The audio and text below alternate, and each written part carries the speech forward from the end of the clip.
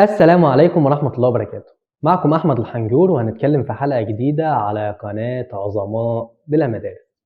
حي الدرب الأحمر من أقدم الأماكن في القاهرة، وفيه أكتر من 65 أثر إسلامي، مساجد وأضرحة ومدارس وبيوت وقصور، ما سابش حاجة يعني.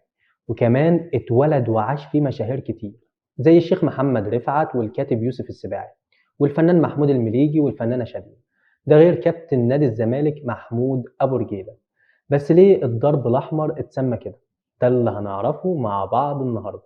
بس قبل ما نبدأ ما تنساش تعمل اشتراك للقناة وتفعل الجرس عشان توصلك فيديوهاتنا أول بأول. المهم إن في سنة 1805 حصل ثورة شعبية في مصر بقيادة عمر مكرم ضد والي مصر خورشيد باشا، عشان فرض ضرائب عالية جدا على الشعب، ومصر كانت تحت حكم الدولة العثمانية.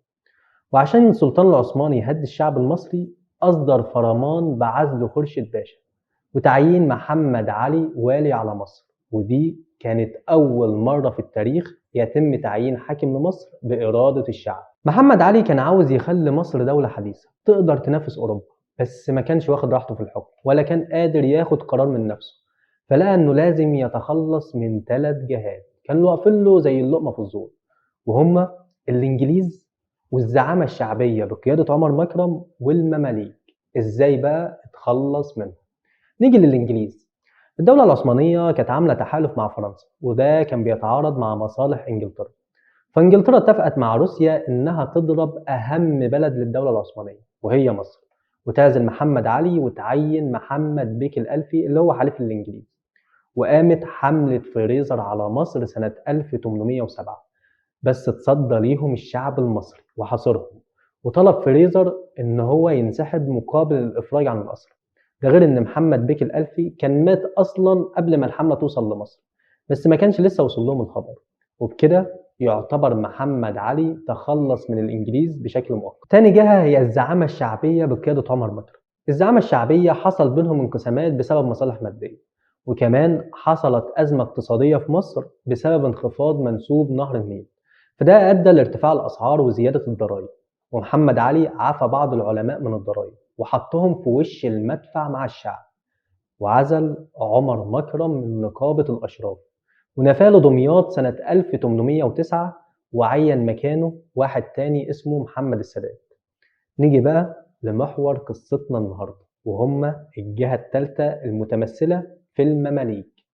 كان معظم المماليك قاعدين في الصعيد، فمحمد علي أوهمهم إن هو هيكون حليف ليهم، فعرض عليهم يجوا يعيشوا في القاهرة ودعاهم لحضور حفل كبير جدا بمناسبة إن ابنه أحمد طوسم باشا هيتولى قيادة الجيش اللي خارج للحجاز اللي هي منطقة السعودية دلوقتي، عشان يقضي على حركة محمد ابن عبد الوهاب. وفي يوم 1 مارس سنة 1811 اتعملت الحفلة، وحضر من المماليك حوالي 500 واحد، وفعلا كل المماليك حضروا للقلعة، وكلهم كانوا ماشيين ورا الموكب للاحتفال. في المقدمة الفرسان، وبعد كده ولي الشرطة وكبار الدولة، وبعدهم المماليك بداية من سليمان بيك البواب وباقي الجنود. وتم استدراج المماليك لباب العزب، وتم اختيار باب العزب بالتحديد لأن كان فيه صخور على الجنبين محدش هيقدر يهرب منه، لأنه كان محكم جدا وعالي.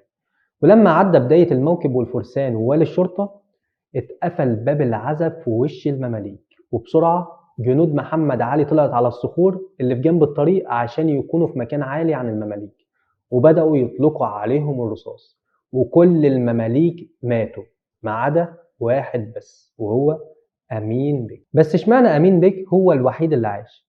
في هنا رأيين إنه إزاي قدر يهرب. أول رأي إنه كان في نهاية الموكب، لما حس ببداية إطلاق النار نط بحصانه من فوق سور القلعة، ولما قرب من الأرض نط من على الحصان. الحصان طبعا مات وهو عاش وهرب لبلاد الشام. تاني رأي إنه أصلا جه الحفلة متأخر ولقى باب القلعة مقفول، فحس إن في خدعة فهرب من بره لبلاد الشام. بعد مذبحة القلعة الدم طبعا ملى المكان، وعشان القلعة في مكان عالي الدم اتسرب منها لباقي المنطقة، ومحمد علي أمر جنوده بتنظيف المكان، بس برضه لون الدم فضل معلم، وعشان كده اتسمت المنطقة اللي جنب القلعة الدرب الأحمر. الدرب معناها الطريق، والأحمر ده لون الدم، يعني ممكن نقول إن الدرب الأحمر معناها طريق الدم. ودي كانت قصتنا النهاردة، شكرا ونشوفكم في حلقة جديدة.